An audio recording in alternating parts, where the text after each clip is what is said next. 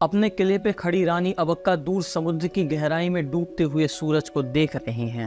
आंखों में चमक, साधारण से साड़ी और कमर में लटकती छुरी, बस यही थी अभिया रानी अबक्का की पोशाक। समुद्र की धार से सुर मिलाते आती हुई कुछ नाव पे उनकी नज़र पड़ती है। उल्लाल के बंदरगाहों से व्यापारी जहाज़ों ने भले ही स्टील मसाले लाद कर पूरी दुनिया नाप दी हो, पर ऐसी नावें कभी नहीं देखी थीं। सामने काले रंग की तोप, सुनहरे लाल पोशाक में बंदूक थामे सैनिक और नाव पे लहराता पुर्तगालियों का लाल झंडा। रानी को समझने में देर न लगी कि ये पुर्तगालियों की हमलावर नावें हैं। रानी यकायक इशारा करती हैं और रणभेड़ी बज उठती हैं। रानी की तलवार मयान से बाहर निकल आती है और यहाँ से शुरू होती है अदम्य साहस वीरता की वो कहानी जिसे सुन के आपके रोंगटे खड़े हो जाएंगे।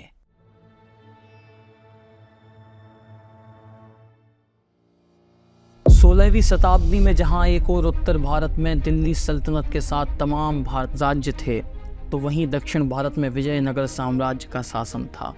लेकिन इसके साथ साथ दक्षिण भारत में छोटे छोटे राज्यों की संप्रभुता बरकरार थी, जिनमें से एक थी चौटा डायनेस्टी। इसी राजवंश में जन्म होता है हमारे आज के इस स्पेशल वीडियो के पात्र का, रानी अबक्का। चौटा डायनेस्टी मातृ प्रधान राजवंश था, जहां पुरुषों की अपेक्षा महिलाओं को आगे रखा जाता था। बचपन से ही अबक्का के नाना जी ने अबक्का का लालन पालन एक योद्धा की भांति किया। घुड़सवारी से लेकर तीरंदाजी, ऐसी कोई कला नहीं रही जिसमें अबक्का पारंगत ना हो। समय आगे बढ़ा तो अबक्का की शादी मैंगलोर के वंगा डायनेस्टी के राजा लक्ष्मप्पा से होती है। लेकिन कुछ सालों के बाद ही दोनों सेपरेट हो जाते हैं। जहां एक और लक्ष्मप्पा के पुर्तगाल से संबंध स्थापित करने की तीव्र लालसा थी, तो अबक्का इसके बिल्कुल विपरीत।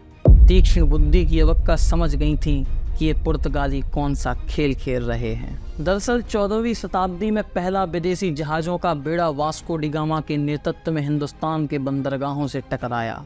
भारतीय राजाओं के दरबारों में जी हुजूरी कर करके सबसे पहले इन्होंने अपना एक प्लेटफॉर्म बनाना तैयार किया, तो आगे चलकर वहां अपने कल कारखाने डालकर व्यापारिक पकड़ बनाना शुरू कर दिया। 16वीं शताब्दी आते आते भारतीय मानचित्र के दक्षिणी कोस्टल एरिया पर बिंदु बिंदु के समान पुर्तगालियों की कॉलोनी स्थापित हो चुकी थी, जिनकी अलग एक विधि नीति रहती तो अलग एक सैन्य टुकड़ी। आपस में लड़वाना, बिन सिर पैर के मुद्दों पे अपनी टांग घुसा करके भारतीय उपमहाद्वीप की शांति को भंग करना, इन सब में इनकी विशेष एक्सपर्टीज थी। उस समय विदेशी व्यापारियों में पुर्तगालियों के अलावा अंग्रेज भी थे, लेकिन सख्ती में पुर्तगाली अगुआ थे। उन्होंने कालीकट के जमोरिन को नष्ट कर दिया, बीजापुर के सुल्तान को हराया, गुजरात के सुल्तान से दमन छीन लिया, मायलापुर में एक कॉलोनी स्थापित की, बॉम्बे को कब्जा लिया, गोवा पे अपना मुख्यालय बनाया, और तो और वह भारत से होने वाले व्यापार पे भी पुर्तगाली टैक्स लगाया करते थे। ओटोमन साम्राज्य का विस्तार हो जाने के कारण अरब देश से भारतीय व्यापार बिल्कुल ठप हो गया था। आज के यूरोप से भारत की लिंक पूरी तरह से टूट चुकी थी, इसलिए व्यापार अब थल मार्ग की जगह जल मार्ग में शिफ्ट हो गया था। यानी पूरा अफ्रीका महाद्वीप का चक्कर लगाकर जहाज यूरोप पहुंच रहे थे, और इसी पर पोर्टुगीज अपना टैक्स भी लगा रहे थे। चौटा राजवंश की कमान रानी अबक्का के हाथों में आ गई। देखते ही देखते उल्लाल का बंदरगाह पूरे अर्थव्यवस्था की धुरी बन गया। रानी की रीति और नीतियों के कारण राज्य की अर्थव्यवस्था में 4 चांद लग गए। राज्य का स्टील की दुनिया भर में मांग थी, और मसाले तो पूरे के पूरे यूरोप में जाते ही थे। लेकिन पुर्तगालियों ने इस पर भी टैक्स की मांग रानी के सामने रखी। रानी अबक्का ने कोई भी अतिरिक्त शुल्क देने से इनकार कर दिया, लेकिन इसका पुर्तगालियों पे कोई खास असर नहीं हुआ, यानी कोई खबर ही नहीं बनी। इनकार करने के कुछ दिनों बाद पुर्तगालियों ने अपने जहाजी बेड़े की सबसे छोटी छोटी वॉरशिप उल्लाल के बंदरगाह की ओर रवाना कर दी, रानी के राज्य की ओर रवाना कर दी।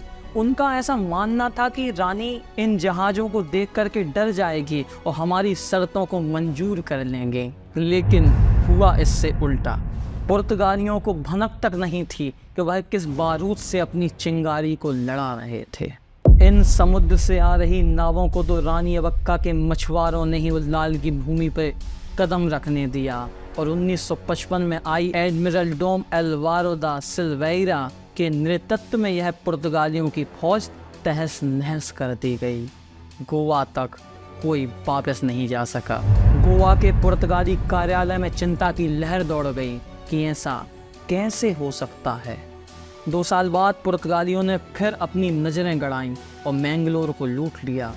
उन्होंने इस बार में जहाज़ों का एक विशाल बेड़ा भेजा। एडमिरल जल्द ही बुरी तरह घायल और खाली हाथ वापस लौट आया और ऐसे ही चलते चलते 10 साल बीत गए। फिर सन आता है 1568।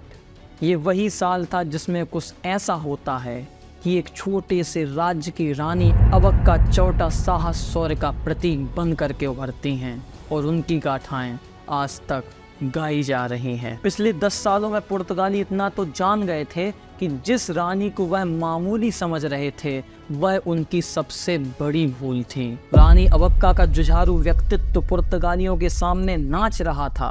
उनकी साख कम हो रही थी। इसलिए पुर्तगाल से शाही फरमान आता है कि कैसे भी करके रानी को हटाओ, चाहे जो करना पड़े। 1568 ईस्वी में एक बहुत बड़ी फौज जनरल जोआओ पैक्सोटो के नेतृत्व में उल्लाल की ओर रवाना होती है। इसके पहले इस फौज ने दक्षिण भारत के प्रसिद्ध मंगलोर किले पर अपना परचम फहरा दिया था। पूरा का पूरा मैंगलोर पुर्तगालियों के कब्जे में आ गया था, जो वह कई सालों से चाह रहे थे। लेकिन खेल तो अभी शुरू हुआ था, असली पत्ते फेंकने तो अभी बाकी थे। पुर्तगालियों की भारी भरकम सेना मैंगलोर से 14 किलोमीटर दक्षिण में उल्लाल के बाहर आ चुकी थी। उद्देश्य एक ही था, उल्लाल को तहस नहस करो और रानी अबक्का को बंदी बनाओ। पुर्तगालियों की विशाल सेना उल्लाल के किले का भारी भरकम दरवाजा तोड़ती है और किले के अंदर घुस जाती है। लेकिन देख करके चौंक पड़ती है कि उस किले में कोई नहीं था। अनुभवी जनरल के चेहरे पर किले को जीतने के उत्साह के साथ साथ सिकन की लकीरें साफ दिख रही थीं। 30 वर्षीय रानी अबक्का अपने अनुभवी सैनिकों के साथ किले को पहले ही छोड़ चुकी थीं और यहाँ पुर्तगाली सैनिक जीत का जश्न मना रहे थे। बोतलें खुल रही थीं, नाच गाने हो रहे थे। लेकिन तभी किले के एक ओर में कोहराम होता है। रानी अबक्का अपने 200 जाबाज सैनिकों के साथ पुर्तगालियों पे टूट पड़ती हैं। जो सामने आता जा रहा था, तलवारों की धार से उसका स्वागत रानी अबक्का के वीर सैनिक कर रहे थे। पूरे किले में अचानक हड़कंप मच जाता है। जनरल जोआओ पैक्सोटो का कोई अनुभव काम नहीं आ रहा था। रानी के अग्नि बाणों से तबाही मच चुकी थी। मित्रों, जो लोग नहीं जानते उनके लिए मैं बता दूं कि पूरे के पूरे भारतीय इतिहास में अग्नि बाण का समन करने वाला अगर कोई अंतिम योद्धा था तो वो रानी अबक्का ही थी। उनके बाद किसी ने भी अग्नि बाण की विद्या को समन नहीं किया। इस प्रकार इस भीषण आक्रमण में पुर्तगालियों का जनरल मारा जाता है और 70 पुर्तगाली सैनिकों को बंदी बना लिया जाता है। बाकी के पुर्तगाली या तो मारे गए या फिर किला छोड़ के भाग निकले। मित्रों, अब मैं आपसे एक प्रश्न यहाँ पे पूछता हूँ, अगर आप रानी अबक्का की जगह अब होते तो आप क्या करते? आपने एक बहुत बड़ी सेना को हराया है, अपने किले को फिर से कैप्चर किया है, आपने उस जनरल को मार गिराया जिसने आपकी मातृभूमि पे अपनी नज़रें गड़ाई हैं। आप क्या करते? साधारण सी बात है, हम इस चीज़ की खुशी मनाते, लेकिन नहीं। अब मित्रों, ऐसा कुछ होता है जिसके कारण रानी अबक्का शौर्य मातृभूमि के प्रति प्रेम का प्रतीक बन जाती हैं। रानी अबक्का चौटा के स्वाभिमान पे चोट आई थी। उनका जख्म अभी तक भरा नहीं था, इसीलिए उसी रात अपने सैनिकों के साथ मैंगलोर की ओर बढ़ी और मैंगलोर के किले की घेराबंदी कर दी। उन्होंने न केवल किले के अंदर घुसकर सफलतापूर्वक हमला किया, बल्कि वहां पुर्तगाली चीफ एडमिरल मस्कारे नहास की हत्या कर दी और शेष पुर्तगालियों को किला खाली करने पे मजबूर कर दिया। और वो यहीं तक ही सीमित नहीं रही, बल्कि उन्होंने मैंगलोर से 100 किलोमीटर उत्तर में कुंडापुरा में पुर्तगाली बस्ती पर भी कब्जा कर लिया। और ये सब सिर्फ एक बात कहने के लिए उन्होंने किया कि अगर आपने हमारी ओर आंख उठाकर भी देखा तो हम आपकी आंखें नोच लेंगे। पूरे के पूरे तुलुनाडु में रानी अबक्का चौटा का नाम हो गया था। लोकगीतों में उनकी वीरता के किस्से गाए जाने लगे थे। गांव-गांव के मंचों पर यक्षगान के माध्यम से उनकी वीरता का मंचन होने लगा था। वो महिलाओं का आदर्श बन के उभरी थी। उन्होंने वो कर दिखाया जो इतिहास की एक विलक्षण घटना थी। जब सारे के सारे राजे महाराजे पुर्तगालियों से साठ-गांठ करके चल रहे थे, उस समय में उस रानी ने वीरता दिखला करके स्वाभिमान की एक मिसाल कायम की थी। लेकिन यह खुशी ज़्यादा दिनों तक बरकरार ना रह सकी और अब मैं कहानी के उस मोड़ पे आ रहा हूँ जिसे सुन कर के या तो आपकी आंखें लाल हो जाएंगी या आपकी आंखों से आंसू आ जाएंगे। 2 साल भी नहीं बीत पाए कि पुर्तगालियों ने फिर से मैंगलोर के किले और कुन्नापुर बसरूरू बस्ती पर कब्जा कर लिया। इन उपलब्धियों के बावजूद रानी अबक्का अभी भी पुर्तगालियों के लिए खतरा बनी रहीं। 1570 में उन्होंने अहमदनगर के बीजापुर सुल्तान और कालीकट के जमोरिन के साथ गठबंधन किया जो पुर्तगालियों का विरोध कर रहे थे। जमोरिन के जनरल कुट्टी पोकर मार्कर ने अबक्का की ओर से लड़ाई लड़ी और मैंगलोर में पुर्तगाली किले को नष्ट कर दिया जो उन्होंने जीत लिया था। लेकिन वापस लौटने पर पुर्तगालियों ने उनकी हत्या कर दी। लेकिन रानी अबक्का ने अभी भी हार नहीं मानी। उन्होंने कोई संधि समझौते पे साइन नहीं किए क्योंकि उल्लाल में रानी अबक्का को पकड़ पाना पुर्तगालियों के बस की बात, कोई भी विदेशी शक्तियों के बस की बात नहीं थी। लेकिन अब मैं कुछ आपको ऐसा बताने जा रहा हूँ जो बड़ा ही हृदय विदारक है। रानी अबक्का के पति जिनसे वो अलग हो चुकी थीं, ईर्ष्यावश उन्होंने पुर्तगालियों का साथ दिया और सारे भेद खोल दिए। अपने पति के विश्वासघात के बाद रानी अबक्का युद्ध हार गईं और उन्हें बंदी बना लिया गया। लेकिन जेल में रहते रहते हुए भी उन्होंने पुर्तगालियों की आधीनी नहीं स्वीकार करी और अपने अंत तक पुर्तगालियों का विरोध करते करते यह रानी वीर गति को प्राप्त हो गई। शायद मातृभूमि से इसी प्रेम के कारण इतिहासकारों ने उन्हें भारतीय स्वतंत्रता संग्राम का प्रथम जननायक कहा है। भारतीय स्वतंत्रता संग्राम रानी अबक्का से ही शुरू होता है। अबक्का चौटा जैन धर्म को मानने वाली महिला थी। चौटा राजवंश भी जो 500 साल तक अस्तित्व में रहा एक जैन राजवंश था। शायद इसीलिए भगवान श्री गोमटेश्वर का शौर्य, अदम्य साहस, वीरता उनके अंदर आ पाई। उन्होंने कारकला में एक जैन मंदिर का निर्माण या सुधार भी करवाया था जिस पे उनके नाम की प्रशस्ति भी मिलती है। कई सालों तक वह जैन काशी मूड़बद्री में भी रहीं जहाँ से उन्होंने अपने पूरे के पूरे राज्य का संचालन किया। लेकिन इसी के साथ साथ उन्होंने हर धर्म, संप्रदाय, वर्ण के लोगों के प्रति सम्मान रखा, उन्हें समान भाव से देखा। शायद इसी कारण उनकी सेना में जैन, हिंदू, मुस्लिम सभी धर्म के लोग शामिल थे।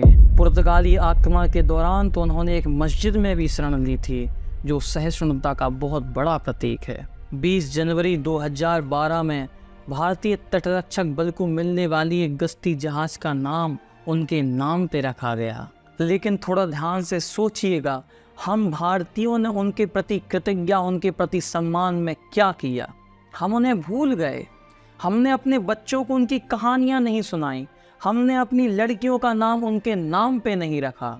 हाँ, हमने उनके नाम पे एक डाक टिकट जारी किया है, उनके नाम पे एक नाव का नाम भी रखा है, 3 मूर्तियाँ बनवाई हैं। हाँ, पूरे भारत में सिर्फ 3 मूर्तियाँ। अगर मैं चूक ना रहा हूँ तो इसी हिंदुस्तान में वास्को डी गामा जो एक पुर्तगाली नाविक था उसके नाम पे एक पूरा का पूरा शहर बसा हुआ है। लेकिन जिस रानी अबक्का ने भारतीय स्वतंत्रता आंदोलन की पहली लड़ाई लड़ी उसके नाम पे सिर्फ 3 मूर्तियाँ। ढूंढने पे आप 1 आध 2 और मिला लीजिए, लेकिन एक ऐसा व्यक्तित्व जिसे हमारे राष्ट्र का नायक होना चाहिए था, क्या हमने उन्हें वो पद दिया है? वह यूरोप या अमेरिका में होती तो मैं दावे के साथ कह सकता हूँ कि हमें अपनी पाठ्य पुस्तकों में उनके बारे में एक अध्याय तो जरूर पढ़ने को मिलता, लेकिन हमें नहीं मिला। पर अब यह सोचने का वक्त है कि हम और आप मिलकर के क्या कर सकते हैं। मैं आपको एक छोटा सा टास्क दे रहा हूँ कि आप इस वीडियो को सुनने के बाद किन्हीं भी रैंडमली 5 लोगों से रानी अवक्का के बारे में पूछिएगा। अगर वो रानी अवक्का के बारे में जानते हैं तो उनकी बड़ी तारीफ करिएगा, और अगर नहीं जानते हैं तो उन्हें इतना ज्ञान दीजिएगा रानी अवक्का के बारे में जितना आपने इस वीडियो से सीखा है, और 2-4 बातें अपनी तरफ से भी आपको मिला करके अगर बतानी हो तो वो भी उन्हें बताइएगा। मुझे उम्मीद है कि इस वीडियो से आपको भारतीय स्वतंत्रता संग्राम की पहली नायिका रानी अवक्का के बारे में कुछ ना कुछ जानकारी तो ज़रूर मिली होगी। ऐसे ही और वीडियोस के लिए जुड़े रहिए जियो जेनिफ के साथ। नमस्कार, जय जिनेंद्र।